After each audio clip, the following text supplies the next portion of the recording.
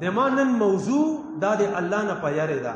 د ما کوشش دا ده چې زه داسې خبرې تاسو ته وکړم چې هغه تاسو ځان سره سینې کې سټور کړئ او دا خبرې تاسو ځان سره یوسئ. او مقصد مې دا ده چې تاسو الحمدلله د الله نه یریږئ، خو داسې لږ غوندې کش کړپ درکې شته، لږ غوندې اونچ نیچ درکې شته. نو مقصد مې دا ده چې تاسو مضبوط د الله نه یریږئ. د الله نه څوک څوک یریږي؟ ټول یریږو که ماشاءالله. د دې سپینګیرو په خبرو باور وکړم او د نوجوانانو په خولې باور نه کړم، بلکل یې نه کړم. د الله نه چې څوک یریږي په شانتې د رسول الله وي، په شانتې د چا وي؟ او په شانتې د صحابه کرامو وي. د مونږ او د تاسو یوه ورځ روانه ده چې د مونږ او د تاسو الله ته ودرېدل دي. قسم د ډېر مړي مو پر خپل لاسو لامبو، ډېر مړي، خو بیا مونږ عبرت نه اخلو. عبدالرحمن بابا یې هر زنده موت آیا دی چې د مرده په قبر ورشي. دا ډېرې نه ده مونږ چې جوړو په خپل لاس. دومره بس د نصیحت په دې دنیا، بس د دې سړي ته بیا د نصیحت ضرورت نشته. بهرحال د الله نه هغه سړی یریږي چې د هغه سیرت، د هغه صورت، د هغه کردار، د هغه اخلاق، د هغه کور، د هغه بار، د هغه رهن، د هغه صحن، د هغه اٹھنا، د هغه بیٹھنا، د هغه سونا، د هغه جاگنا، د هغه تجارت، د هغه کور زندگی، د هغه بار زندگی دا د رسول الله په شانتي وي. د چا په شانتي وي؟ دا مطلبي خبرې دي، کیسې نه کوو. دلته ډېر خلک دا موضوعګانې چیړي په دې کلي کې چې رسول الله خیري پیغمبر و. رسول الله سو دې کې خو د چا هم شک نشته، په دې خو د ټولو اتفاق ده. اصل د الله نه په یرې او د رسول الله په تابعدارۍ خبرې پکار دي. زه د رسول الله نبوت منم چې پیغمبر علیه الصلاة والسلام اخیری پیغمبر و. دې کې هیڅ څوک شک نه کوي. شک پکې کوئ؟ صرف مونږ دا غم جاړو چې دا خلک د رسول الله تابعداري ویلې نه کوي.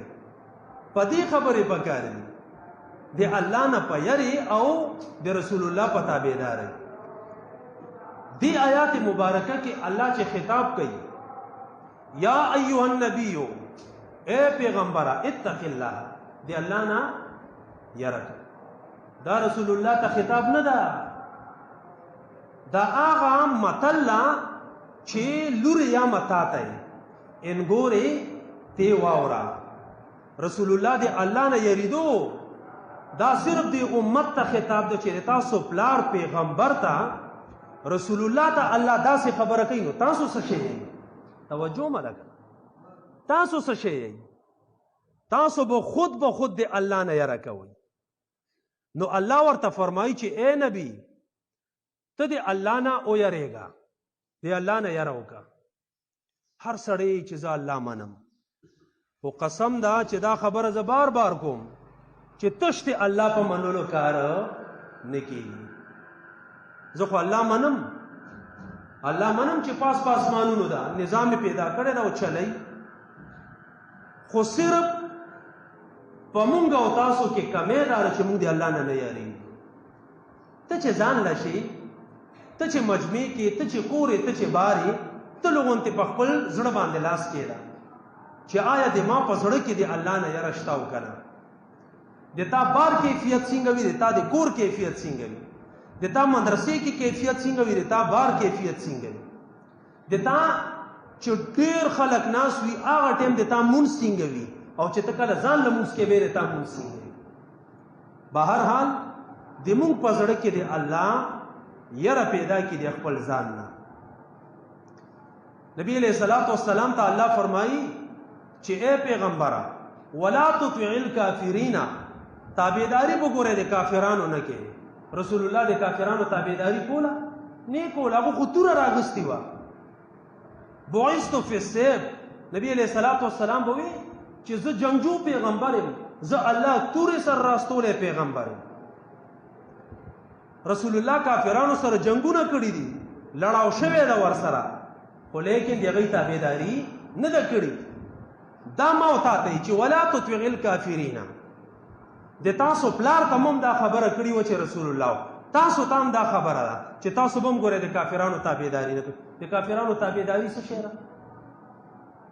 د کافرانو تابعداري دا ده چې د هغوی غوندې سیرت، د هغوی غوندې صورت، د هغوی غوندې کور زندگی، د هغوی غوندې بار زندگی. قسم ده ټول مسلمانان اکثر مسلمانان دا د کافرانو نه متاثره دي چې څوک د رسول الله سټایل کوي، څوک د رسول الله غوندې ویښته پرېږدي، ګیره پرېږدي، هغه خلکو ته په معاشري کې ډېر سپک کتی شي. او کومو خلکو چې د لاډمي کاډلې لباس اچولی وي او وروره انګریزي شکل یې جوړ کړی وي، د هغه خلکو په معاشري کې قدر ډېر ده، د هغه خلکو قدر ډېر ده. د غټو غټو ګیرو والا قدر نشته، ځکه دا پیشن د رسول الله ده. زه چې درته یم چې قرآن مونږ نه منو خلک یې تاسو د قرآن بې عزتي کوئ. ما دا یو مثال در کړی و چې دا قرآن العیاذ بالله دا رواله او لرې کې گزار کا لاسې لرې کې گزار کا والله که خلک تی پرېږدي. هر سړی به کوشش دا کوي چې دا سړی زه مړ کړم، د هر سړي به کوشش دا وي چې زه ټوپک روالم او زه په ده غازي شم. په ده ځان مه غازي کوو، د ده نه درته غټ مجرم بلوخیم. د ده نه غټ مجرم دا ده چې سړی په قرآن عمل نه کوي. تش قرآن سینې سره لګول دا خو د قرآن عزت نه ده. تش قرآن په تاخ کې کېښول دا د قرآن عزت نه ده.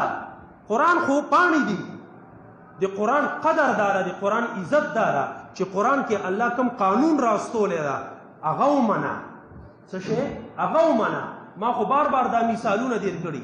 هر سړی د ما پلار ما ته ډېر محترم ده، ډېر عزتناک ته، خو یوه خبره یې نه منم. دا عزت ده؟ زه الله منم، یوه خبره یې نه منم. الله دا منل دي؟